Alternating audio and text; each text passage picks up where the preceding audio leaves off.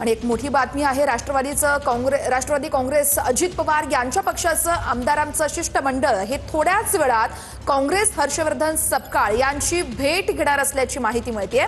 मंत्री मकरंद पाटील यांच्या नेतृत्वामध्ये राष्ट्रवादीचे आमदार हे हर्षवर्धन सपकाळ यांची गांधी भवन या काँग्रेसच्या कार्यालयामध्ये भेट घेणार आहे। या संदर्भातले अपडेट्स देत आहेत अक्षय मंकणी आमचे प्रतिनिधी आहेत आपल्यासोबत। अक्षय, नेमका काय घडामोडी घडतायत?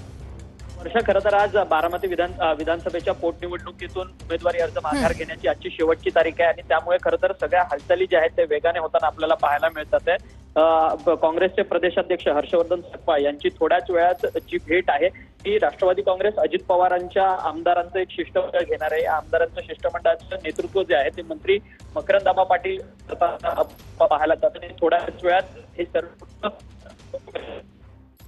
निश्चितच अक्षय, या सगळ्या घडामोडींकडे आपलं लक्ष असणारच आहे। तुर्तास धन्यवाद दिलेल्या माहितीसाठी। आपण बघतोय काँग्रेसच्या हर्षवर्धन सपकाळ यांचं आता राष्ट्रवादी अजित पवार गटाचं जे शिष्टमंडळ आहे ते भेट घेणार आहे।